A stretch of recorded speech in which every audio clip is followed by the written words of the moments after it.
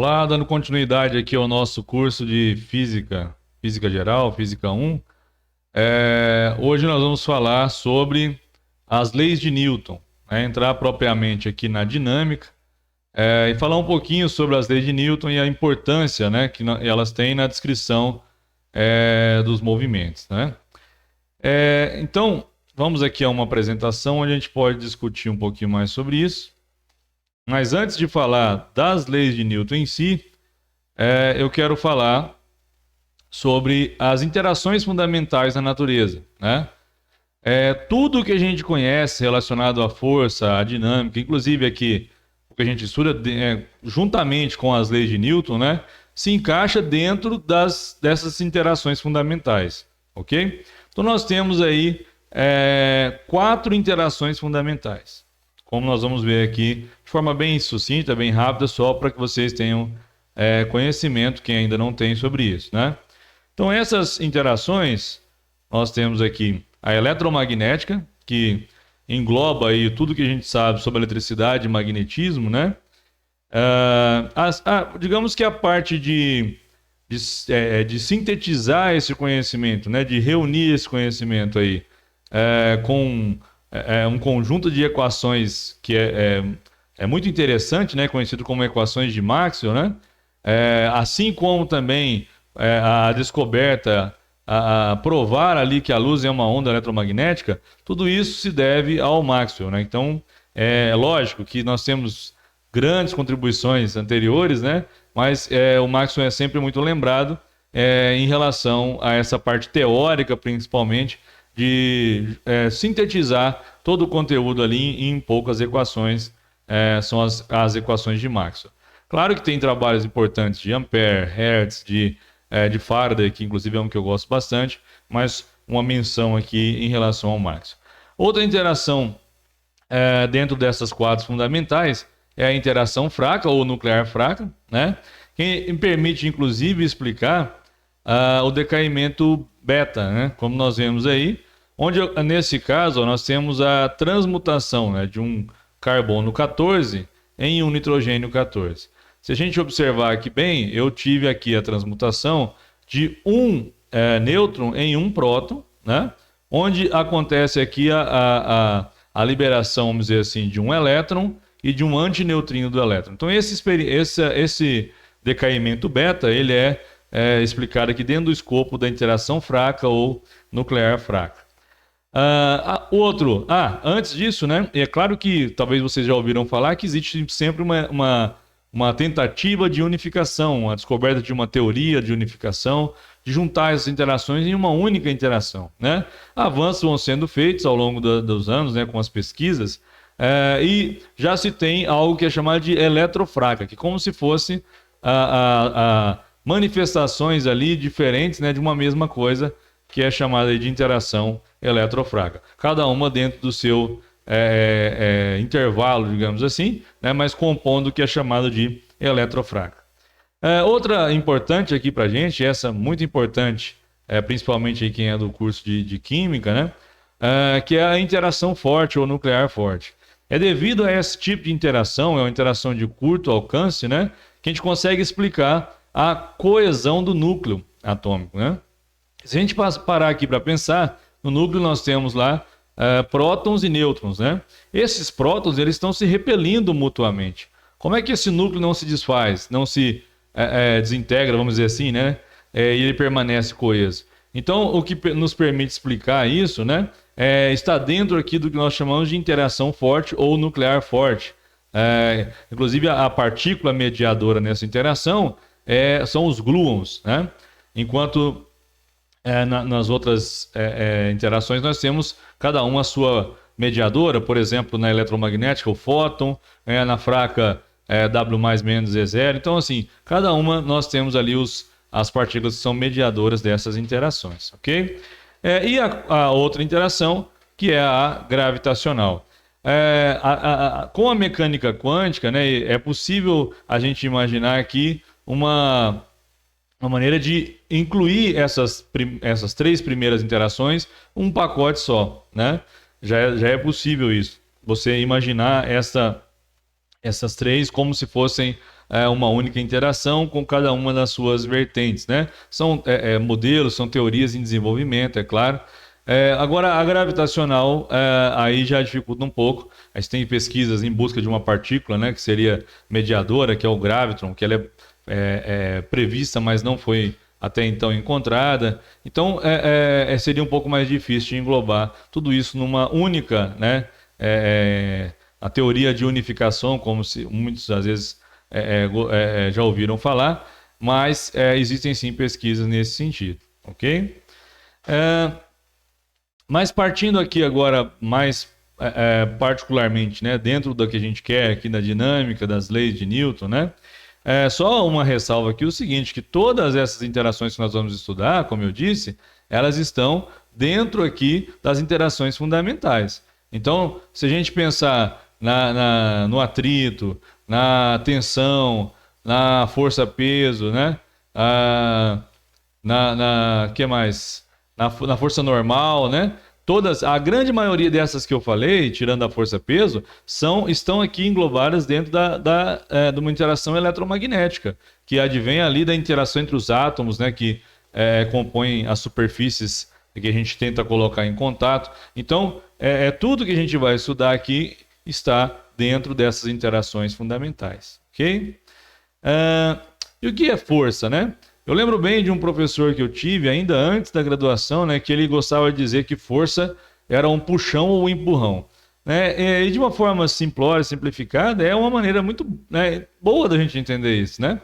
E quando eu aplico uma força, né, eu posso estar tentando empurrar um corpo ou tentando puxar esse corpo. Então, um puxão e um empurrão é uma maneira até interessante a gente definir o que seria força, né?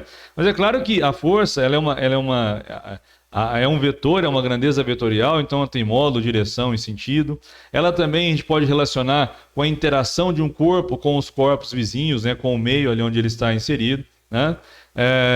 E como a gente viu ali, eu tenho forças de naturezas diferentes, né? Do ponto de vista ela pode ser eletromagnética, gravitacional, nuclear. Então, tudo isso, né, está dentro daquele pacote ali das interações fundamentais, ok? Então, força a gente pode definir dessa maneira, né? Como um puxão, um empurrão, uma grandeza vetorial, né? Essa interação com os corpos vizinhos, tudo isso relacionado ao conceito do que seria força, né? Essas imagens aí só para a gente chamar a atenção de vocês, né? Essa, inclusive, do cabo de guerra que eu até tinha usado em outro momento aí, antes mesmo de gravar esse vídeo para vocês. E um conceito aqui importante para a gente também é a superposição de forças, né? Quando eu falo em superposição, é claro que eu tenho um conjunto de forças que está atuando sobre um corpo. E o legal aqui da gente entender é que a ação promovida por esse conjunto de forças é a mesma de uma única força que equivale, né, que é a soma resultante desses vetores, né, dessas forças aplicadas. Então, como força é uma grandeza vetorial, o vetor força resultante seria a soma vetorial das forças aplicadas sobre o corpo. Então, a ação promovida por todas essas forças aplicadas é a mesma, obviamente, da ação promovida por uma única força que equivale à soma vetorial das forças em questão, ok? Então, para tentar deixar isso um pouquinho mais claro, pensa que eu tenho aqui duas forças, né, atuando sobre esse corpo apenas, né? F1 e F2. Poderia pensar em outras ali, mas vamos supor que elas se equilibram. E aí sobrou, a gente tem essas únicas duas aqui para a gente terminar de analisar o problema, né? Se eu for somar essas duas forças, pensando que elas vão me dar a força resultante, eu posso usar o método paralelogramo, né? Quem tiver dúvidas ainda que essas questões de vetores, né? Assista a aula aí sobre vetores. E aí, decomposição, né? E definição sobre vetores. E aí você pode, através do método paralelogramo, né, traçar uma reta ali paralela a F2, uma outra paralela a F1, e aqui eu tenho o vetor força resultante. Então, o efeito produzido por essas forças F1 e F2 é o mesmo, né, produzido por essa força aí, que eu estou chamando de FR, força resultante, que é a soma vetorial de F1 e F2, certo? Isso que nos diz aí o princípio de superposição de forças ou das forças. E aí nós podemos ir já entrar um pouquinho nas leis de Newton, né? Quem deu uma lida no que tem antes disso, né, as contribuições ali de Galileu, as contribuições até mais anteriores ainda lá nos gregos ainda, né, viram que a ideia em relação ao movimento e força, né, a aplicação de uma força, ela foi sendo melhorada, foi sendo desenvolvida, né, ao longo dos anos, né? Lá em Aristóteles, a ideia era a seguinte, que um corpo só estaria em movimento enquanto uma força estivesse sendo aplicada sobre ele, né? E se você fizer algum experimento aí no dia a dia de empurrar uma mesa, empurrar uma cadeira, você pode ter essa impressão também. Parece que o corpo só está em movimento enquanto eu estou aplicando a força. Mas é claro que eu estou deixando de considerar uma série de outras coisas, né, de outras forças, inclusive entre as superfícies, ali naquela minha análise, né? Eu posso claramente também tirar isso quando eu empurro uma bola, jogo um outro corpo, né? Um disco, eu faço ele deslizar sobre uma superfície, ele vai ali adquirir uma certa velocidade, né? Mesmo quando eu não estou mais aplicando a força, ele continua em movimento e depois de um certo tempo ele vai parar sob a ação de outras forças. Se eu tivesse uma superfície lisa, né? Do ponto de vista que eu conseguisse eliminar todos os atritos, né, entre as superfícies, esse corpo continuaria em movimento com a velocidade ali mantida indefinidamente, certo? Mas essa ideia inicial aí, ela está equivocada e que dentro das leis de Newton a gente consegue, vamos dizer assim, desmistificar um pouco isso aí, né? E o que temos aí na chamada primeira lei de Newton, que eu até coloquei que ela também pode ser citada aí, né, conhecida como lei da inércia. E ela diz para a gente o seguinte, né? Se a resultante das forças que atuam sobre um corpo é nula, o corpo tende a manter o seu estado de movimento. Lógico que aqui estou escrevendo com a maneira que eu acho mais legal da gente entender, né? Então, se eu tenho uma força resultante, né, nula, ou seja, se eu somar todas as forças que estão aplicadas no corpo, e aqui a soma, obviamente, é vetorial, e essa soma deu nula, é um vetor nulo, o corpo tende a manter o seu estado de movimento. Como assim? Se aquele corpo estava parado, ele continua parado. Ou seja, se não tem força aplicada sobre um corpo que estava inicialmente parado, ele continuará parado, né? Aqui pensando numa força resultante. E se eu tiver um corpo que ele está se movendo com velocidade constante, né? E a força resultante sobre ele ali é nula, esse corpo continuará se movendo com velocidade constante. Então ele manterá ali o seu estado de movimento, certo? Então é isso que diz a primeira lei de Newton, né? Então o somatório das forças aplicadas é nulo, aqui estou falando vetorialmente mesmo, ou a força resultante é nula. Então são maneiras equivalentes. Eu coloquei as duas formas aqui, porque são maneiras equivalentes de escrever quando a gente está falando aí dessa força resultante, desse somatório de forças. É claro, né? Forças atuando aí, forças externas sobre um corpo, ok? Isso aí define para a gente os sistemas de referências inerciais. Então, a Terra, para vocês terem uma ideia, ela não é um sistema de referência inercial, mas ela é considerada um sistema de referência aproximadamente inercial. Por quê? Porque a aceleração, né, é tão baixa que os efeitos eles podem ser desconsiderados, né? Então, a Terra é considerada um referencial. É um sistema de referência inercial. E todo sistema onde a gente observa aquilo ali, ó, que está na primeira lei de Newton, ele é chamado de um sistema de referência inercial. Então as leis de Newton elas são aplicáveis, né, dentro desses sistemas de referências inerciais. Esse é o campo aqui de aplicação. Então, qualquer sistema em que a resultante das forças que atua sobre um corpo é nula e o corpo mantém o seu estado de movimento, esse sistema é um sistema inercial. É diferente, por exemplo, se você tentar explicar o movimento de por exemplo, um carro quando ele está sendo acelerado.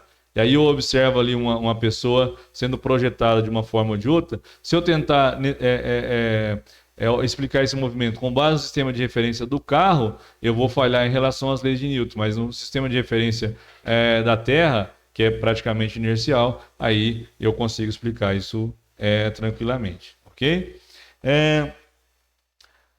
E tem uma coisa aqui que é importante da gente ressaltar, que é o seguinte: se eu tenho um sistema de referência inercial, né, aqui, ó, vamos supor esse y, x, y e z, e eu tenho um outro sistema de referência se movendo com velocidade constante em relação ao primeiro sistema, esse sistema que está se movendo com velocidade constante também é inercial. Ou seja, se o sistema x, y, z é inercial, e o sistema x', y', z' se move com velocidade constante em relação ao sistema XYZ, o sistema x', y', z' também é um sistema inercial, ok? Sistema de referência inercial, obviamente. Então, todo sistema de referência que se move com velocidade constante em relação a um sistema de referência inercial é também inercial, ok? Então, essa é uma constatação importante aí para a gente. E nós podemos aproveitar aqui para já falar um pouquinho sobre equilíbrio, né? Então, quando a força resultante é nula, nós temos ali situações de equilíbrio, ok? Então, se eu tenho equilíbrio, se eu tenho força resultante nula, isso define para mim situações de equilíbrio. É claro que estamos falando aqui equilíbrio de uma partícula, né? Nós estamos considerando que os corpos eles têm dimensões muito menores do que a distância de separação entre eles, né? De tal maneira que você pode considerar como sendo partículas, ou o movimento se dá em relação a algo, a uma trajetória muito maior do que a dimensão do corpo, e aí a gente também pode considerar esse corpo como sendo uma partícula.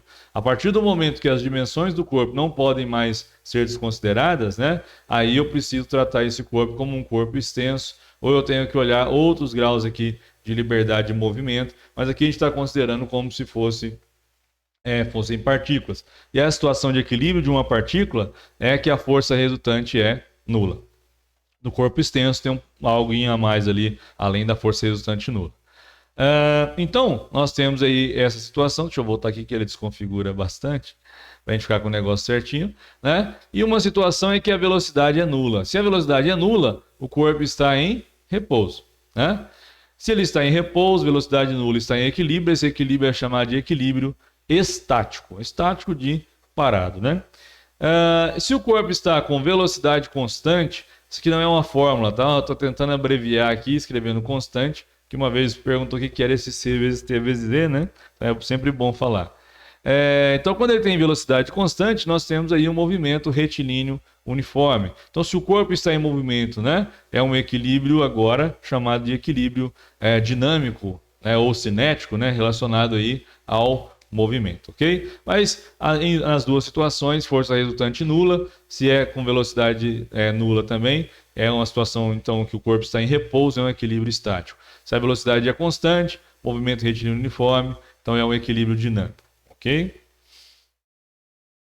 É até uma tirinha aí, né, que ele estava em movimento, o corpo se choca então, né, o skate ali. Vamos supor que ele, tanto o garoto ali, né, como o skate em movimento, garoto ou garota, né, com movimento ali com velocidade constante, ao se chocar com a pedra, né, foi então arremessado ali, mantendo o seu estado de movimento, né? Então, o skate parou de forma repentina, ele foi projetado e ali o final não vai ser muito legal, né? E até a gente pode usar isso aí para entender a importância de um cinto de segurança, por exemplo, né, de um airbag num carro. Veja que numa situação de colisão, na de cima aqui, ó, nós vemos que esse cara foi projetado aqui para fora, né? Provavelmente se feriu bastante se fosse uma situação real, enquanto o outro aí está ali mantido, né, devido ao cinto de segurança que impediu, né, que ele mantivesse ali aquela velocidade com que ele estava, ok? Quem já passou por um acidente sabe o quanto isso aí é importante, né? Cadeirinha para criança, cinto de segurança, airbag, coisas do tipo. Eu, infelizmente, já passei e ainda bem não sofremos nada. Segundo a lei de Newton, né, ou também chamado de princípio da dinâmica. Uma força resultante não nula atuando sobre um corpo provoca no corpo uma aceleração na mesma direção e sentido dessa força resultante. Então veja que a primeira lei de Newton começava a gente trabalhando ali com um caso em que a força resultante é nula. Se a força resultante é nula, então o corpo mantém o estado de movimento. Agora, se a força resultante ela não é nula, como é o caso que a gente está vendo agora, né, isso provoca, o corpo adquire uma aceleração na mesma direção e sentido daquela força resultante. Ok? E eu gosto de escrever isso aqui da maneira mais geral aqui possível, né? Que inclusive foi a maneira original, digamos assim, que foi formulada a segunda lei de Newton, né? Que é definir aqui com vocês o momento ou quantidade de movimento para quem não viu ainda, né? Então, o momento ou quantidade de movimento é o produto da massa pela velocidade. É uma grandeza vetorial, né? Importante quando a gente for falar de colisões e algo do tipo, né? Então, esse produto, né? Massa pelo vetor velocidade é um vetor momento, né? Ou quantidade de movimento, que também é importante, né? Agora, se eu pego aqui a força resultante, né, ela é definida aqui então como sendo a variação, né, desse momento, ou seja, dp/dt, né? A taxa de variação do momento me dá a força resultante. É uma maneira que talvez vocês não viram ainda, mas vocês vão entender na hora que chegar no final, que é semelhante ao que vocês já viram em outro momento aí, quando vocês estavam no ensino médio, por exemplo, né? E essa força resultante, então, d de dt ali, né, de mv, já que o momento é m vezes v, m escalar v, né, vetor velocidade. E se eu aplicar aqui, então, as regrinhas, né, para a derivação, eu vou escrever dessa maneira, né, dm dt, escalar v, mais m, escalar dv dt, ok? Veja só, por que eu gosto de escrever isso aqui dessa maneira? Porque é mais geral, porque isso vale, inclusive quando eu tenho casos em que a massa é variável. Porque se a massa for variável, desculpa, esse dm dt não é nulo, não é zero, né? Então eu teria escrevendo dessa maneira, nós temos um caso mais geral. Aqui para a gente, inicialmente, nós vamos considerar que a massa ela é constante, não contante, né? Ficou errado ali. A massa é constante. Consequentemente, esse dm dt ele é zero, né? Se eu derivar uma constante em relação a qualquer coisa aqui, dm dt então é zero. O que sobra então, que a força resultante é massa vezes dv dt. E se vocês se recordarem aí, a taxa de variação da velocidade, né, com o tempo é quem? A aceleração. Então, força resultante, massa vezes aceleração. No ensino médio, a gente tem isso aqui, né? Agora, vocês estão vendo de uma outra maneira como que a gente poderia obter isso também, ok? E, é claro, a gente pode escrever de outra forma. Posso escrever que a aceleração adquirida, né, por um corpo de massa m, né, é dada dessa maneira. A força resultante atuando sobre esse corpo de massa m, esse corpo adquire uma aceleração a. Veja, eu quero até mostrar para vocês aqui algo que vai... Vamos aqui rapidamente. Opa, deixa eu voltar aqui.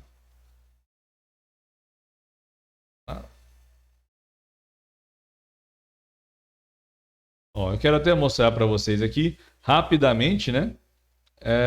Como que funciona em relação quando a massa ela é diferente, né? Como é que fica quando a massa é diferente? Então, eu aqui tirei o atrito, vou deixar sem atrito por enquanto, depois a gente vê isso. Vamos dar uma olhada na aceleração, né? E somatório de força e as forças aplicadas. Então, ele vai aplicar essa força aqui, né? Sobre o corpo.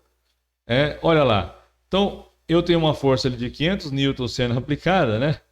Até que ele abandonou. Mas se a gente voltar, né? Deixa eu me voltar aqui no... não, aqui ele vai fazer diferente aqui. Deixa eu reiniciar, que eu quero mostrar isso para vocês melhor, né? Ó, então, enquanto a força está sendo aplicada, a aceleração está lá, uma aceleração adquirida ali de 10 metros por segundo ao quadrado. Como aqui não tem atrito, esse corpo vai manter a sua velocidade aí indefinidamente, né? Se a gente habilitar aqui para ver a velocidade, fica claro. A gente poderia até ver isso a partir do início. Agora, e se eu aumentar a massa? Se ao invés de uma caixa, eu tiver aqui uma caixa sobre a outra, duas caixas, né? Aplicar a mesma força e vamos ver o que vai acontecer, né? Vamos colocar aqui, vamos tirar o atrito para ficar igual. Vamos colocar aqui os valores para a gente ver. Vamos já pôr a velocidade agora. E veja só, né? A força aplicada, a aceleração, né? Veja que agora, ó, como eu dobrei a massa, né?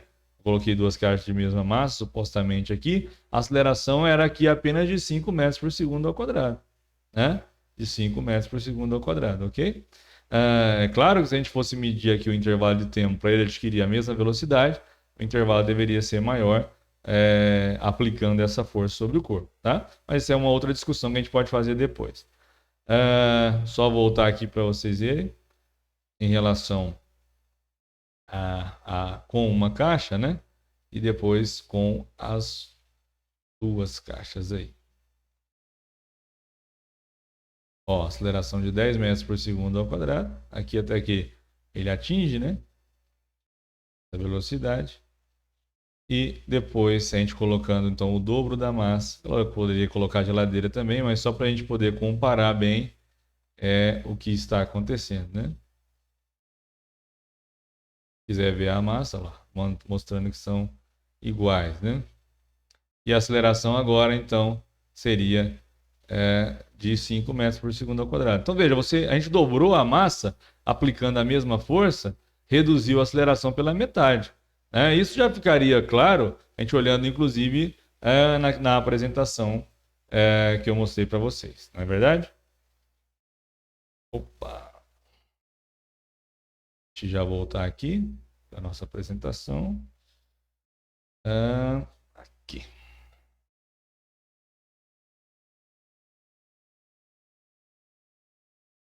Então, nós temos aí,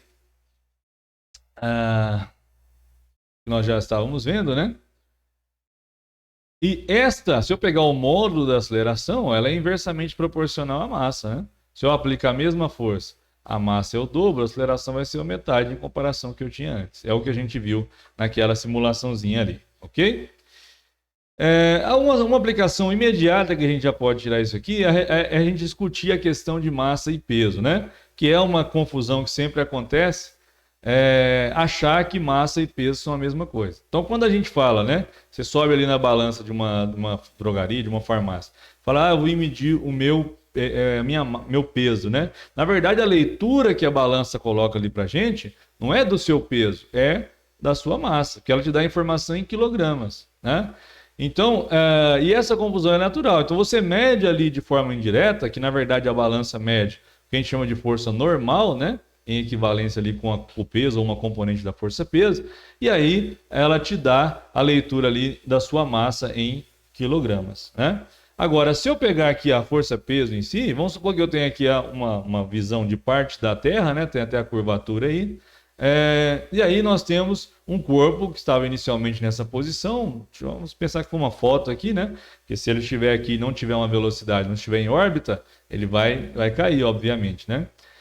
E atuando sobre esse corpo, eu tenho uma força aqui devido à ação da gravidade. Nós temos um campo gravitacional, né? Inclusive dado por essa expressão. Onde aqui eu tenho a constante gravitacional, a massa do planeta ou de qualquer outro planeta, né? Se não for a Terra, o raio e a altura h. Por que eu coloquei isso aqui? Só para discutir com vocês o seguinte, que se essa altura for pequena em relação a r, o valor de g vai ser praticamente constante, né? É por isso que para pontos próximos da superfície, a gente considera a aceleração da gravidade como sendo aproximadamente constante. Era só a gente dizer isso aqui, ok? E esse peso desse corpo é dado pelo produto da massa pela gravidade, pela aceleração da gravidade, se a gente preferir, né? E G tem módulo igual a 9,8 metros por segundo ao quadrado, quando, né, estou considerando pontos próximos da superfície e que para esses pontos, né, eu teria então a aceleração da gravidade praticamente constante. Então veja, se você tem a sua massa, né, em quilograma, se eu multiplico isso pela aceleração da gravidade, eu obtenho o peso daquele corpo. Aqui está escrito de forma vetorial, né?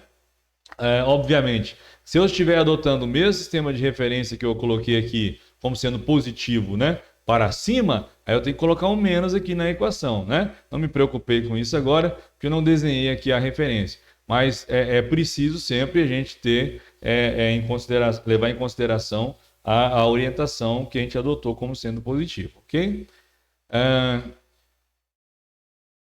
Quando ressaltando aqui, né? Quando você sobe lá na balança, ela vai te dar a informação em quilogramas, né? E essa tirinha também é interessante, né? Sobre isso. Você está muito gordo, o John falando aqui pro Garfield, né? Estou ouvindo. Quero que você perca peso. Ouviu bem? Falou. Ei, aonde você vai? Ele pensando, é um planeta cuja gravidade seja menor. O que faz todo sentido, né? E como ele não está falando que ele precisa perder massa, né, no entendimento ali, né? Que ele está pensando no peso, né? Quero que você perca peso, então ele está falando em peso e não massa. Então quero que você perca peso. Então ele, para contornar, né, a situação, diz que vai para um outro planeta. Se eu vou para um outro planeta, ou se eu vou para a Lua, onde a gravidade é menor do que aqui na Terra, bem menor, né? Eu vou ter a mesma massa, mas o meu peso vai ser diferente, certo? Então é nesse sentido que a tirinha aí é interessante aqui para a gente. E a terceira lei de Newton, para a gente concluir aqui por hoje, né? Nesta aula, diz o seguinte, né? Que se o corpo A exerce uma força no corpo B, então o corpo B exerce uma força em A na mesma direção, com o mesmo módulo, mas no sentido oposto, né? Então, se um corpo A exerce uma força no corpo B, o corpo B exerce uma força em A na mesma direção, com o mesmo módulo, mas no sentido oposto, certo? Nós temos até aqui uma outra animaçãozinha também, vamos aqui bem rapidinho, né? Que até em movimento até agora, né? Sem atrito. Então, nesse caso aqui, ó, nós temos eu vou projetar aí para vocês. Só um minuto. Está aí, né? A interação entre a Lua e a Terra, né? Veja que, ó, a mesma força que a Terra faz na Lua, a Lua faz na Terra. A mesma em módulo, né? Em intensidade. Mas as duas forças têm a mesma direção, a mesma intensidade, mas os sentidos são opostos. E para aproveitar, nesse caso aqui, ó, esta força, ela atuando aqui na Lua, ela é o que a gente chama de uma força resultante centrípeta. Ela que é responsável por mudar a direção do vetor velocidade. Como nós vamos ver aqui, neste caso, o vetor velocidade ele se mantém constante em módulo, né? O valor permanece. O vetor velocidade. Mas a direção do vetor velocidade, né, que é sempre ali tangente à curva, ele vai mudando. Quem é responsável por manter, ou melhor, por mudar a direção do vetor velocidade? É justamente essa força ali de interação entre a Terra e a Lua, né? Essa força gravitacional que é responsável por mudar a direção do vetor velocidade. Ou seja, ela é que desempenha aí o papel de uma resultante centrípeta, ok? Se a gente fosse olhar isso aí num sistema entre a Terra e um satélite, né? Não seria diferente. Ó. É até legal a gente fazer aqui uma brincadeira. E se não existisse a gravidade, o que ia acontecer com esse satélite? Ele ia sair pela tangente e ir embora, né? Ele não ficaria em órbita. A Lua também iria embora. Nós não seríamos a Lua, né? Obviamente que isso teria impactos desastrosos no nosso planeta, né? Então vamos voltar aqui à nossa apresentação para a gente finalizar. Nós temos aí então, ó, esquematicamente, né, essa força, né, que a Terra exerce na Lua, em módulo é a mesma força que a Lua exerce na Terra. Elas têm também a mesma direção, só que sentidos opostos. Se eu for escrever isso aí vetorialmente, eu vou escrever dessa maneira. Que a força de A em B é igual a menos a força de B em A. E aqui eu estou falando o vetor, né? Força AB de A em B é igual a menos o vetor força de B em A. Por que esse menos? Esse menos aqui, quando eu estou falando de vetores, quer dizer que os dois vetores têm sentidos opostos, né? E neste caso, se eu estiver falando apenas do módulo, né? Da força, olha, aqui não tem esse menos aqui que eu acabei esquecendo de apagar, mas vamos arrumar isso aqui. Rapidinho para não ficar nenhum detalhe, né? Esse menos aqui não existe, né? Em módulo, a força de A em B é igual à força de B em A, ok? A força de A em B em módulo é igual à força de B em A. Agora, quando eu estou falando do vetor, força, né, AB e FBA, esses dois vetores, eles têm sentidos opostos. Esse menos ele está aqui para indicar isso para a gente. O módulo é o mesmo entre os dois. F de A e B igual F de B em A. Beleza? Ela é conhecida também como ação e reação. E aí a gente já precisa tirar aqui uma ideia errada, né? Uma ideia que fica de que a ação acontece depois da reação, né? Isso vem muito do senso comum, mas é algo que acontece ao mesmo tempo, simultaneamente. Esse exemplo aqui, por exemplo, os gases são queimados, né? E ao serem expelidos para fora, eles projetam a nave para o outro lado. ok? Então, a gente tem que ter o combustível ali é queimado, os gases são ejetados, e ao ser ejetados, né, esses gases num sentido, a nave é empurrada no sentido oposto, né? E aqui algo não muito legal, né? Se você chutar uma pedra aí, a força que o seu pé exerce na pedra é a mesma força que a pedra exerce no seu pé. É assim como eu der um murro na parede. A força que eu faço na parede é a mesma força que a parede faz na minha mão. Obviamente, os efeitos, né, na minha mão vão ser, provavelmente, ou no meu pé ali no caso, mais sentidos do que na parede, ok? Então, é isso aí que a gente tem que pensar em relação às leis de Newton aqui de início, né? Então, é isso que eu queria apresentar para vocês nesse vídeo de hoje. No próximo eu vou falar sobre mais aplicações das leis de Newton e a gente estudar também mais alguns casos aí práticos, né? Que a gente consegue relacionar com as leis de Newton. É claro que as leis de Newton, é bom a gente falar aqui, né? Aproveitando esse vídeo, elas têm um limite de aplicação, né? Quando eu vou para situações onde eu sou lá na escala atômica, né? Aí as leis de Newton elas não se aplicam. Né? Aí eu preciso da mecânica quântica, da física quântica ali, para eu poder explicar muito bem os fenômenos, né? De um ponto de vista ali da escala atômica. E também para quando nós temos velocidades muito altas, né? Comparáveis ali à velocidade da luz. Aí nesses casos, né, com velocidades muito altas, a gente precisa da relatividade restrita que foi desenvolvida pelo Einstein. Mas tirando esses casos, né, mais limites, a aplicação no nosso cotidiano em diversas situações, desde de corpos muito pequenos até o movimento dos astros, né, órbitas e movimento dos planetas, tudo isso a gente consegue relacionar aqui com as leis de Newton, ok? Então espero que vocês tenham compreendido e até um próximo vídeo.